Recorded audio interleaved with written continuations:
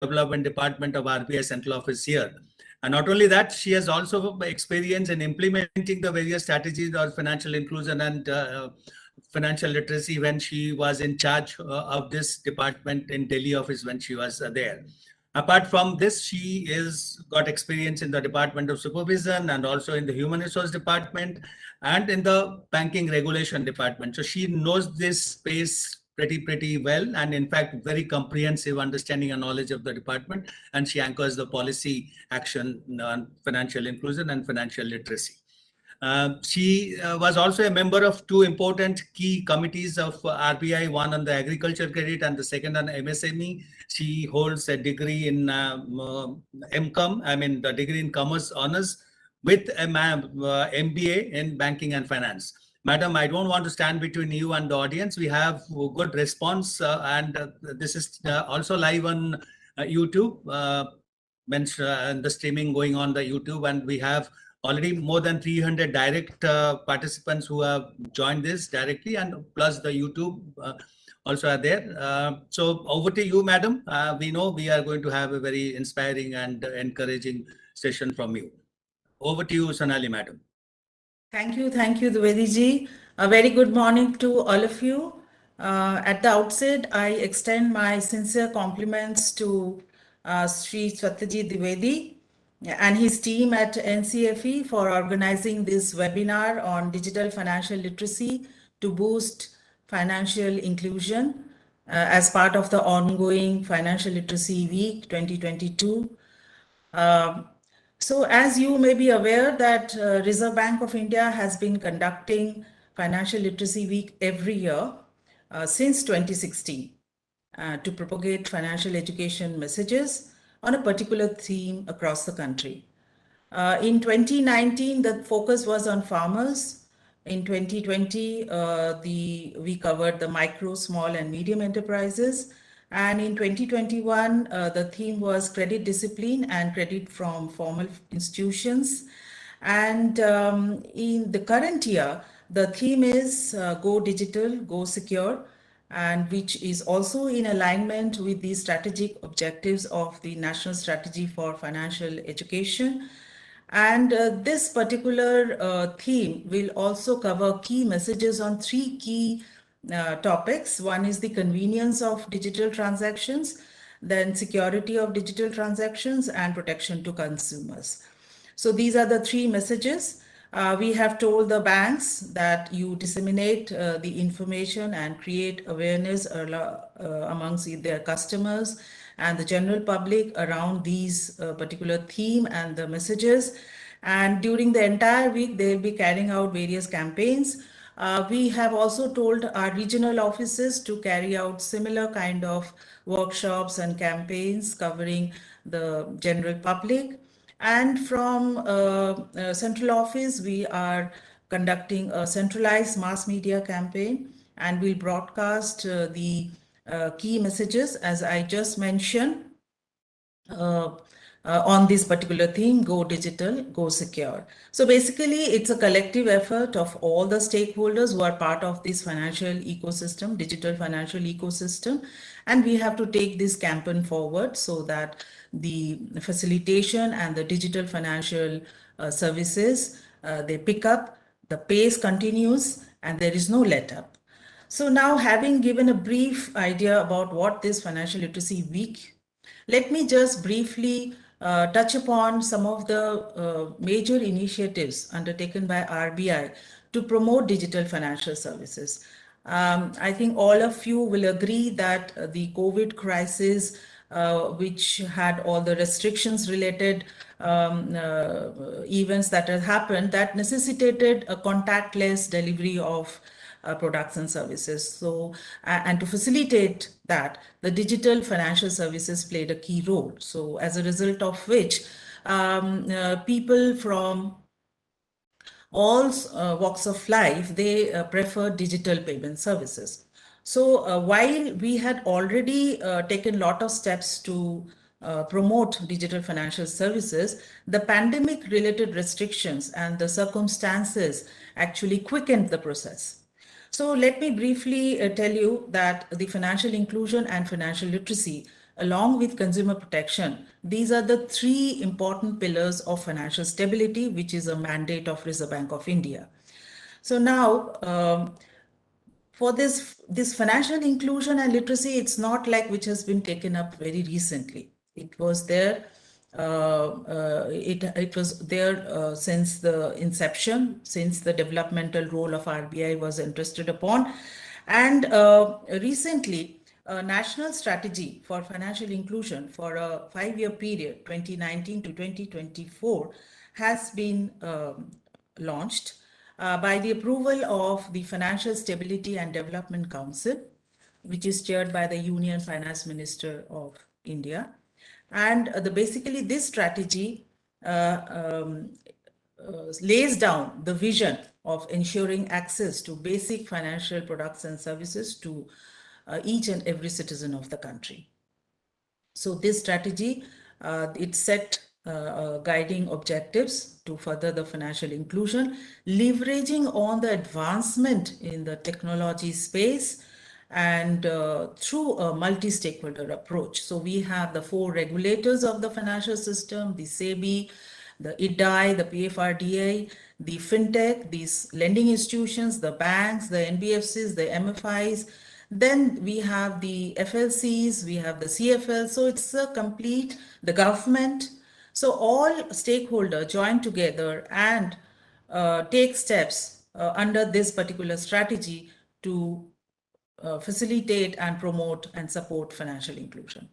So now the strategy has put a lot of emphasis on digital aspect, how digital financial inclusion will actually accelerate the entire process of financial inclusion. So it will strengthen the ecosystem of the entire financial system. So now there is a particular objective where it says that we have to strengthen the digital modes in tier 2 to tier 6 centers. So there is a focus in semi-urban and rural areas. We are all pretty aware about the divide, the digital divide between the urban areas and the rural areas. So this strategy is emphasizing that we have to ensure the penetration of digital financial transactions, whereas the urban areas has picked up, the rural areas and the semi-urban areas should not be left behind. So the fintech space that has taken up, the development in the fintech space, how the fintech can support the digital financial services, that has to be supported. And also, how do we make it, streamline it through a shift towards a digital onboarding of the customers. So we have issued various regulations, various initiatives to achieve these strategic objectives of the financial inclusion.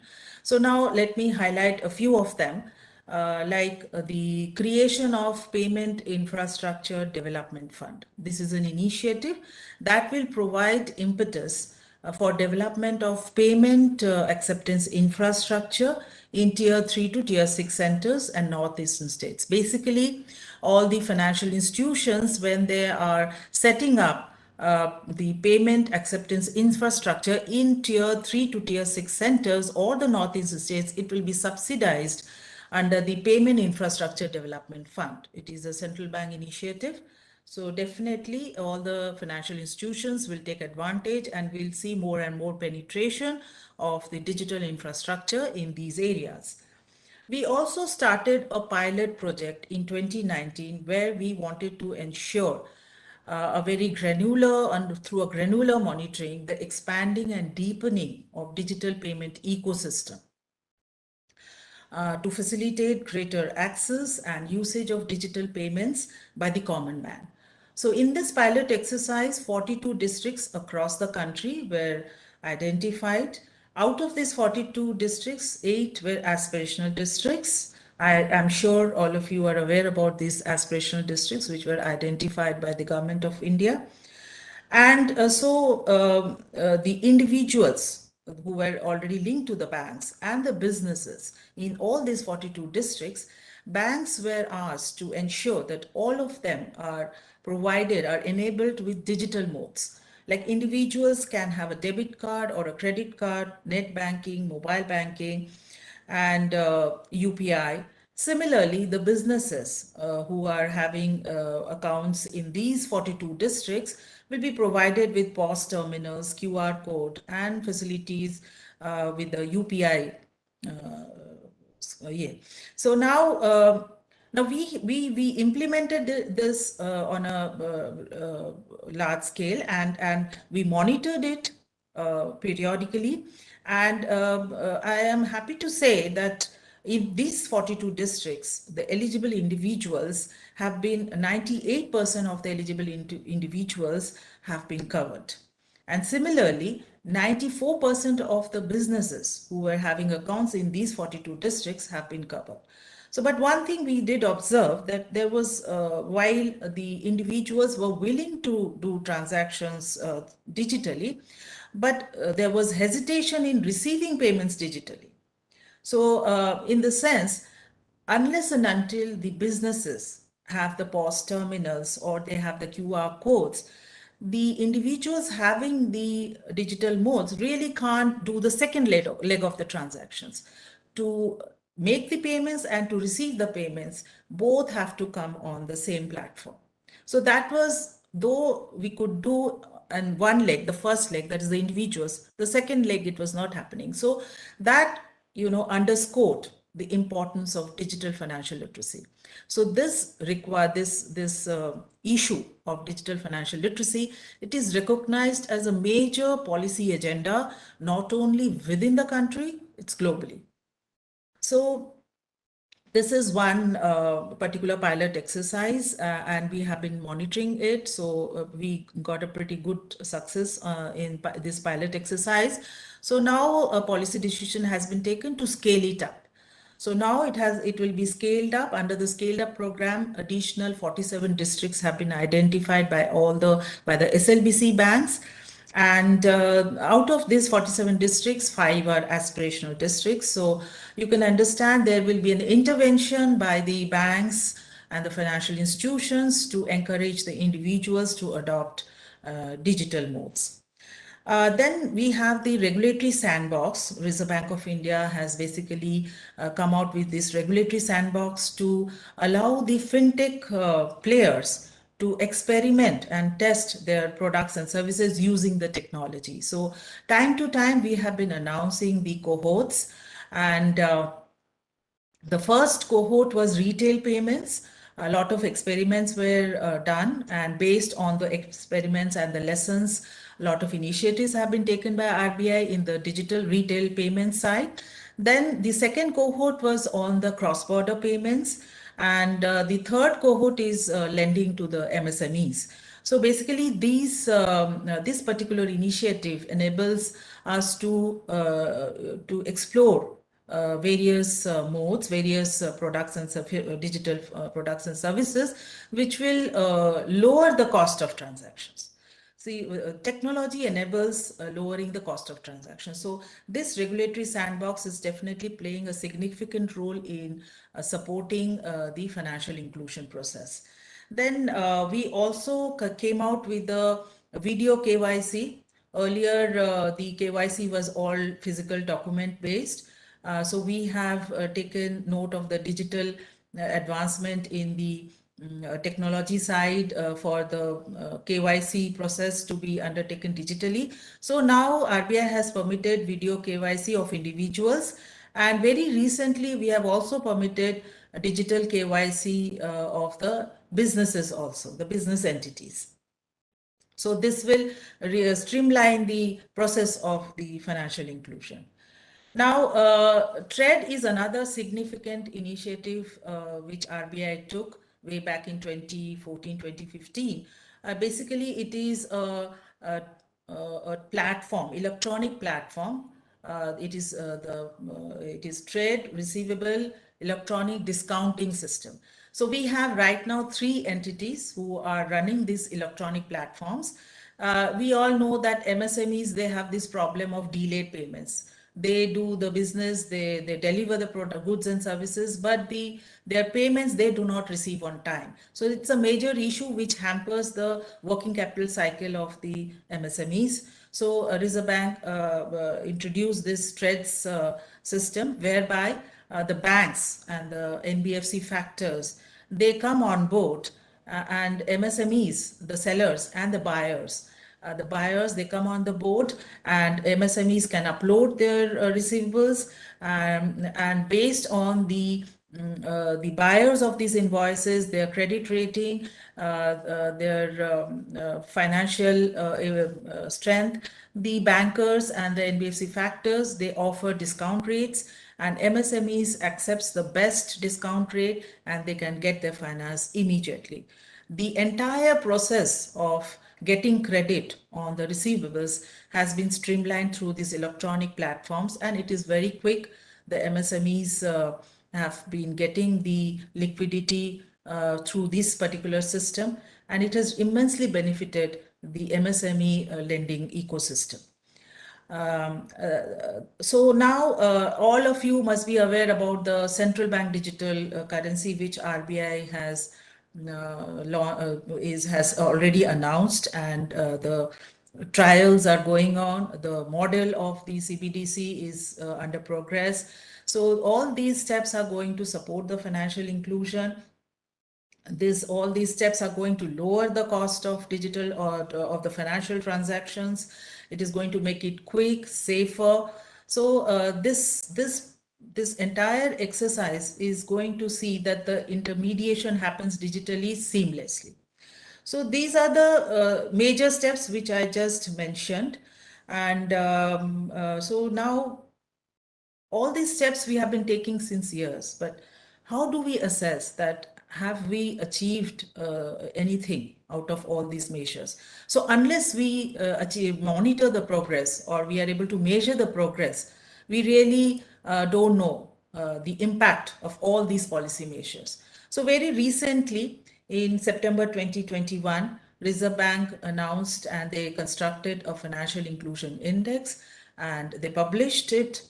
And we have also indicated what is the achievement across the country with respect to financial inclusion. Now, this particular index captures 97 indicators, and which will again capture the 3 dimensions of financial inclusion. And the 3 dimensions are the access to financial products and services, the usage of the digital or the financial products and services, and the quality. So these are the 3 major dimensions of financial inclusion, and the index captures various indicators, and it gives us the value. Now, I'm told that some of the financial literacy centers are attending, the counselors are attending this program. So this quality aspect of the index captures the literacy camps being organized, the participants. See what has been the coverage of these literacy camps. So it's a major part of the quality. So I urge upon the financial literacy counselors attending this program to carry these awareness programs to greater heights, so that it gets reflected in the index value. Now, having discussed about the financial inclusion steps that RBI has taken, let me now discuss about the financial literacy and how it plays its role in boosting the financial inclusion. So now, in the beginning, when I said that COVID-19 crisis has actually accelerated the digital financial services, but it has also posed challenges. If you would read the newspaper that time, the Aadhaar enabled payment services enabled the government to pass on benefits to the vulnerable sections of the society, to the all across the country. So they could through the Aadhaar enabled payment service, the people who were out of job but they needed money, they could withdraw some money through the BC channel and availing this AEPS, that is the Aadhaar enabled payment services. So that is the immense impact it has. The the technology can give the impact on the ground. So now with the availability of internet data, and the higher usage of smartphones, it is but natural that we have to support this digital financial inclusion. But now, without digital financial literacy, this is difficult to, the pace is difficult to be maintained. So now it will act as an impediment, in fact. If we don't provide the digital financial literacy, it will act an impediment, and we will not be able to achieve the desired goals. So in order to ensure that all these efforts are sustained in the long run and it benefits the masses, and those hitherto excluded segments who have been included in the formal financial services, they continue to use the financial products and services. It is important they have to be told how to access these formal financial services without hesitation and fear. That is the entire gist and essence of the financial literacy. They have to be told. Otherwise, the confidence will go, the trust will go. So this has to be sustained to achieve to support the financial inclusion process. Globally, it is recognized that financial literacy creates the demand side response, and which leads to strengthening of the financial resilience of the individuals. A financially literate person is in a better position to take informed decisions on the suitable products and services, and then he can do the financial planning to meet the life cycle needs. So that is the essence, that is the importance of the financial literacy. Now, limited digital and financial literacy are barriers, and it hampers the adoption of digital financial services. So while a basic financial literacy encourages the individual to understand the basic banking needs, that is the savings, the credit, the remittances, the digital financial literacy will provide the confidence, the knowledge, the skill to the individual to use the digital modes effectively. Over the years, the massive integration of financial inclusion has transformed the delivery of financial products and services. And so it is important that we provide adequate awareness among the population so that they are able to do the transaction in a safe and confident manner. And they are aware about the associated risk in carrying out these transactions. So Reserve Bank has prepared relevant content, and this is there on the financial education page on the RBI website. These contents are being used by all the stakeholders who are engaged in creating awareness. So the posters on UPI and USSD have been prepared. And so the financial literacy centers and rural branches of banks have been advised to conduct 2 categories of financial literacy camps, namely the special camps and target specific camps. While the special camps focus on newly inducted people into the system on going digital through UPI and USSD. At the specific camps, they focus on 5 target groups: farmers, small entrepreneurs, school children, senior citizens, and self-help groups. And we have recently revised the financial awareness messages. This booklet contains 20 important institutional ritual messages. These are all available on RBI website.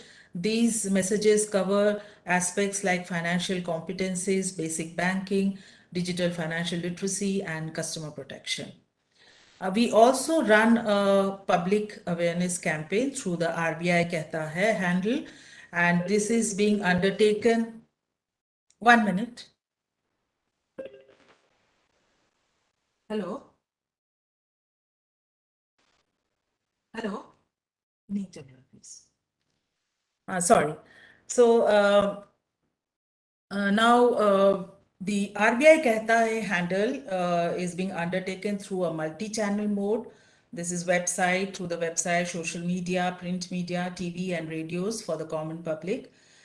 So another important initiative which I would like to take this opportunity to highlight is that for enhancing the outreach to the last mile in the country, we have launched this setting up of centers for financial literacy in 2017. So these are block level centers who are going to cover the villages, villages around these, settled around these blocks. And so right now in January 2022, we have around 1,099 CFLs across the country. So this is a very innovative and a community-driven participatory approach where these CFLs, they will bring about a change, paradigm change in the financial inclusion by ensuring greater involvement and receptibility of the community.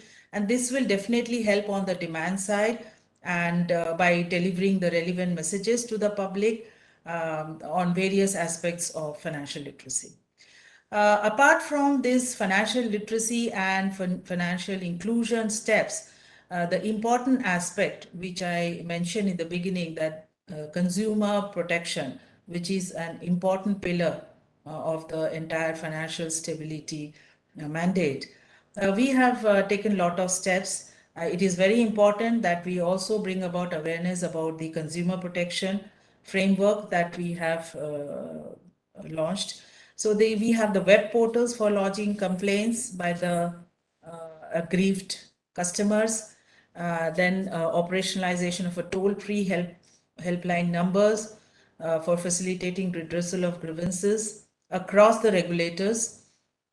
These are important developments that has happened. Further, the integration of banking ombudsman scheme, that is one nation, one ombudsman, and provision of internal ombudsman for various types of financial institutions like banks, NBFCs, payment system operators are major steps in strengthening the grievance redressal mechanism. So further, for building confidence in digital transaction, a consumer protection framework with limited liability for customers in case of unauthorized electronic transaction has also been undertaken, which is a major step, and it helps the customers to get compensated for the unauthorized debit transactions. They have to intimate their bankers within 3 days of the such type of unauthorized events. So I would conclude now. I have briefly covered the major steps undertaken by RBI. So as I conclude, I would like to emphasize that we must continue our efforts in reaching out to the masses, and especially those to the bottom of the pyramid, and we empower them to take informed financial decisions. And one important aspect is that all these messages have to be customized to the requirement of the local people. It has to be customized to the local language to suit the needs of the target audience. And now, as we know, that pandemic has created a lot of challenges and complexities. So we have to understand these aspects, and we have to also sensitize the public towards the safety and security and convenience of the digital payments. So all of us have a major role in driving this particular campaign. So also because there has been a restrictions the way we used to conduct our literacy camps. So we also have to use the digital media more extensively to reach out to the masses. So I urge upon all the participants to use the digital media to reach out. Don't let the restrictions hamper the campaign and the digital the education drives. So I'm sure all these efforts that we are going to take is going to boost the financial inclusion in the country. So thank you. Thank you, Mr. Deved. Thank you so much, Sonali madam. I mean, really thank you for coming and sparing your 30 minutes and in such a short 30 minutes time, and so comprehensive and clearly covering the triad of financial literacy, financial inclusion, and the consumer protection. Now, there's a last formality. May I request Karthik to propose a vote of thanks? Karthik, please. Thank you, sir. Firstly, thank you, ma'am, that you gave us a very good insight of all the initiatives of RBI in spite of your tight and busy schedule. And I'm sure that the information that you provided will go a long way for educating our RPs, trainers, and college students who are a part of this webinar in increasing their knowledge about digital financial literacy.